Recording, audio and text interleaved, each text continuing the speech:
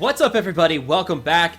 We have to talk about Darth Malak, his event, and the character kit, and the whole controversy surrounding this. But it can't just be myself. I also have the guys from The High Ground back again tonight.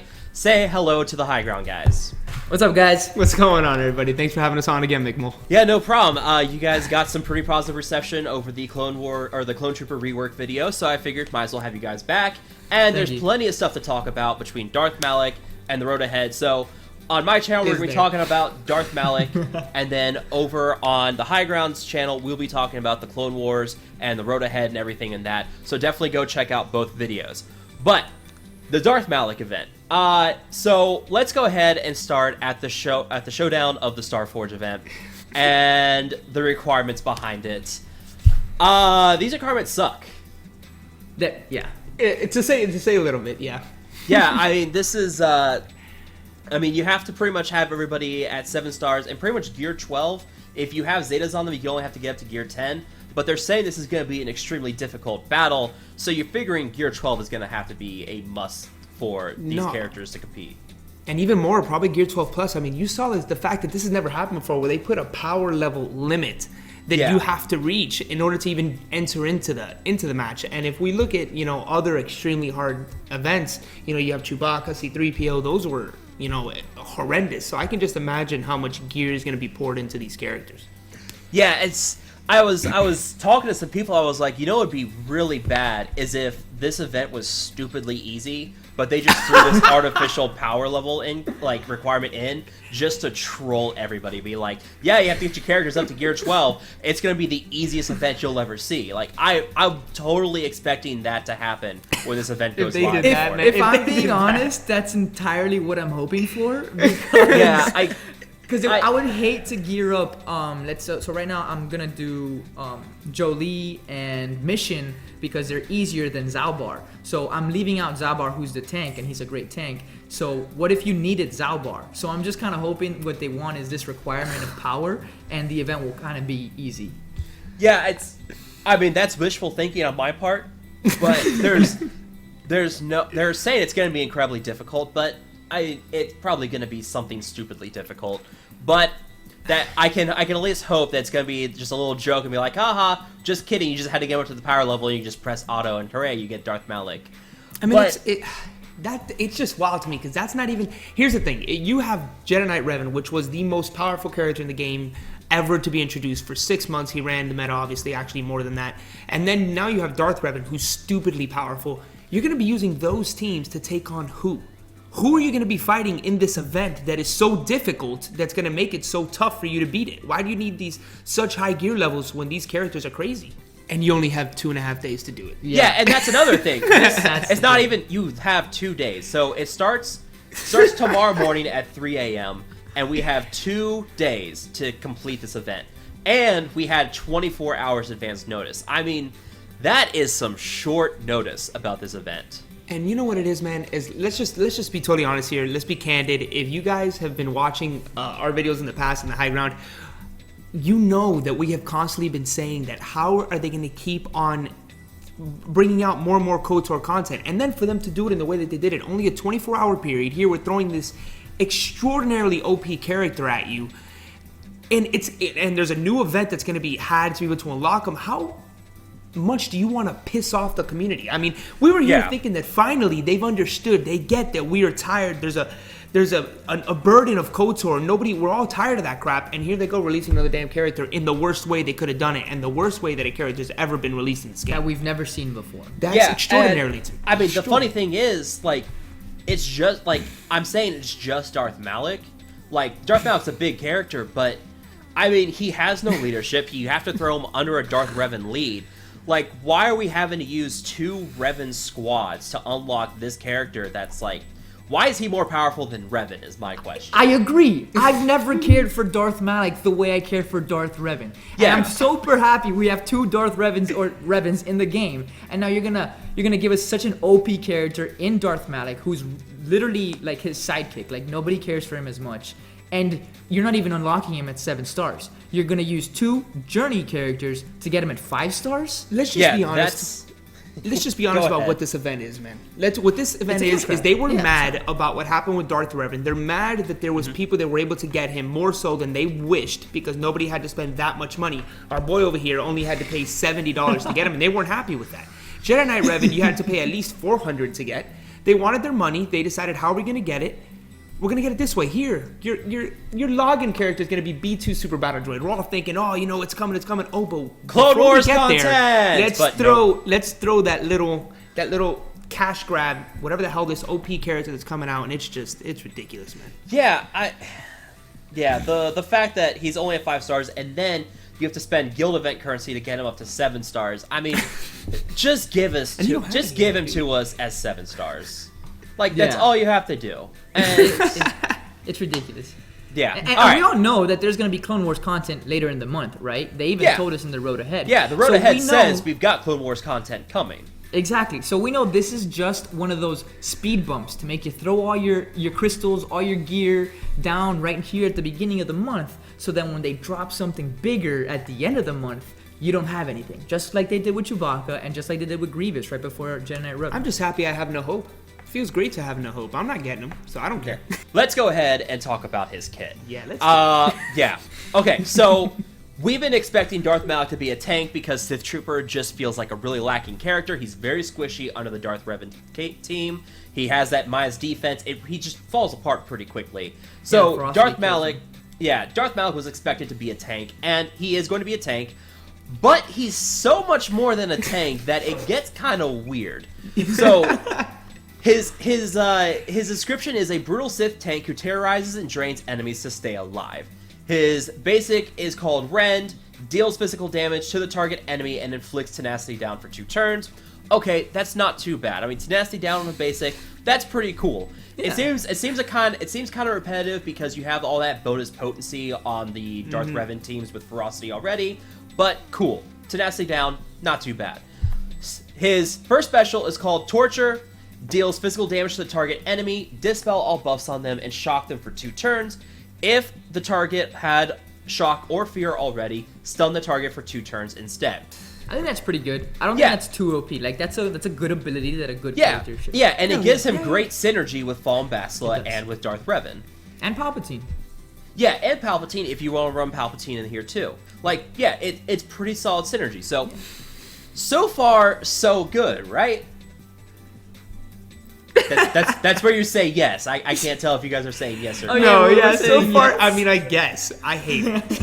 Yeah, well, do you hate this or do you hate the next ability? Because the next ability is called Drain Life, and buckle yourself in, kids, because this is where it goes off the rails. So it's a 4-turn cooldown. Okay. Deal damage to the target enemy equal to 100% of their max health, and gain a stack of Dark Infusion until the end of battle, which cannot be copied, dispelled, or prevented. Then recover health equal to the damage dealt. This ability cannot be evaded and starts on cooldown. Dark Infusion buff, 35% bonus offense per stack, maximum of 3 stacks, and at max stacks, these bonuses are doubled, and basic attacks also inflict heal and immunity for 2 turns. Like, what?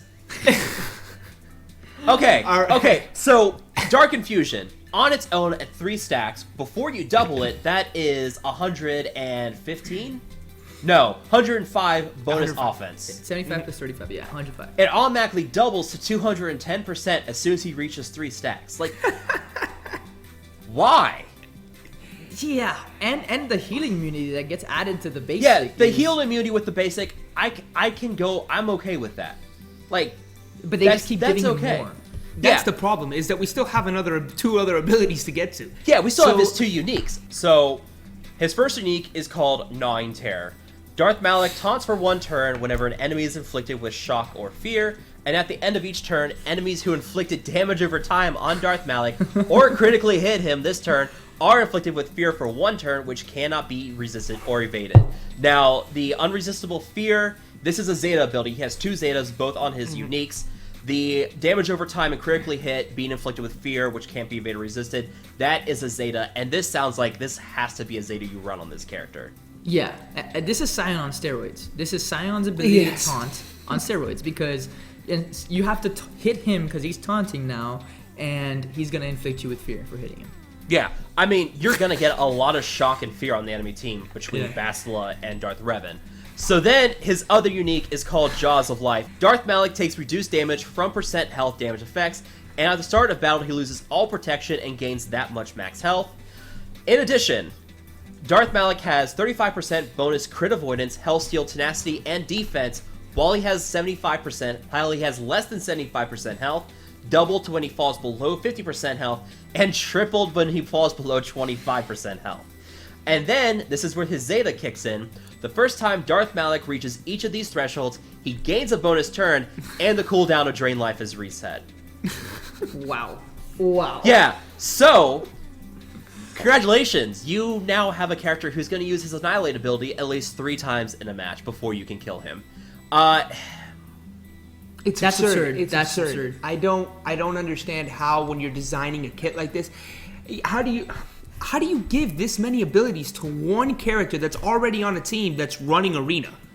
Now, they obviously wanted to make sure to get rid of that Palpatine thing that's coming around. Yeah, so the Palpatine with 9 Terror, that counters the Palpatine teams, which I get because it seems like they want to go for a Jedi Revan versus Darth Revan meta. So it makes sense to have something in Darth Malak's abilities that counters Palpatine teams, because your Jedi Revan teams run roughshod all over your Palpatine teams already. So there's not a big threat there, but Palpatine teams could easily counter these Darth Revan teams.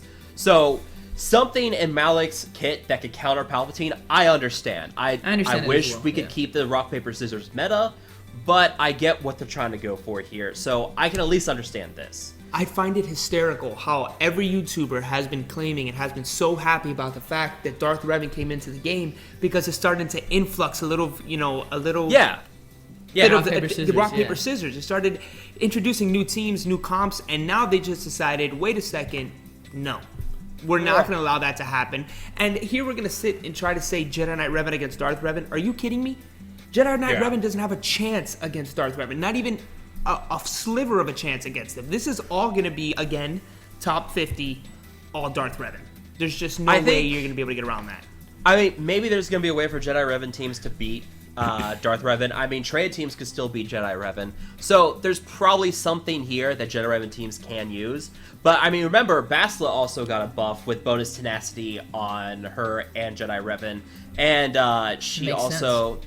And I think she also gives herself Retribution and Advantage at the start of each of Darth Revan's turns, something like that. That's exactly what she does, yeah. Yeah, so they made Bastila a little more powerful to help counter the Darth Malak teams. It's pretty much... That's what we should have known. We should have known. When I saw the buffs to Bastila, I was like, that seems kind of odd, and I thought about it, and I was like, I bet this is because something in Darth Malak's kit makes him stupidly powerful. Yep. And sure enough, we have an incredibly overpowered character. Like, people wanted to comment about the power creep with Darth Revan. I think Darth Malak puts in so much more power creep than Darth Revan did. And not even that. Like, look at the tank that they gave us. His base speed is 165. That's faster than Thrawn, and he's 1 base speed slower than Darth Revan. That's a tank? That doesn't make any sense. Look at Droideca's base speed. I think it's like 97 or something. Okay, but his is for the kit. Like, Darth Maul is one of the fastest characters in canon, and his base speed is like 120. You gotta love it. I don't... I don't get it. Yeah, 97 speed on Droideka, and I have 1 piece of Gear 12 Plus on That's what I'm saying. That's great. Like, ugh! And not only that, but let's also talk about the fact how they wanted to make good with the community in releasing Darth Malak and decided to put 400 salvage pieces of the new gear piece on him. Yeah, let's talk about his gear real quick. Let's close this out by talking about the gear on Darth Malak. He's gonna be a gear hog, but here's the real kicker. You know those new salvage pieces we got with Darth Revan, the cryotech stuff? You only needed 50 of each for Darth Revan to get him up to Gear 12. You need 200 of each for Darth Malak to get him up to Gear 12. Yeah, You gotta love I mean, this is... I don't even know what to say at this point. That's another level of disrespect right there. That's a slap. That's not a slap in the face. That's a punch on the gut. That's you're going to get a character and not even be able to gear him for some time unless you drop one. Let's just be honest. That's EA. That's just who they are. I mean, that could. I'm not sure. I can blame the one on EA. I can blame EA for pushing CG to make money. Yeah. I cannot blame EA for putting 400 salvage pieces like that on Darth Malak. That's I think that's totally CG's move. Hey, let me just give it to them. They're getting creative with how they're trying to strip us of money. Yeah, because it's every day it's a new lesson in how much money they can take away from us. All right, well, we have ranted long enough. Yeah, apologies, guys. This was pretty much just us talking about Darth Malak, our thoughts on it, and it was a pretty ranty video. And I know quite a few of you have been asking where my rant video was on Darth Malak. Here you go. Here's the rant video. Yeah, and you brought some special guests along for the occasion too. Hey, we love to rant. You can check out our channel. Yeah, you guys do love your rants. So that is gonna be it for this video, guys. Do go check out the High Ground. We're gonna be talking about the road ahead with Clone Wars content, so definitely go check that out. That's gonna be it for this video, guys. Feel free to like, share, and subscribe. Definitely check out the High Ground's channel. I will talk to you guys later. Peace out, guys.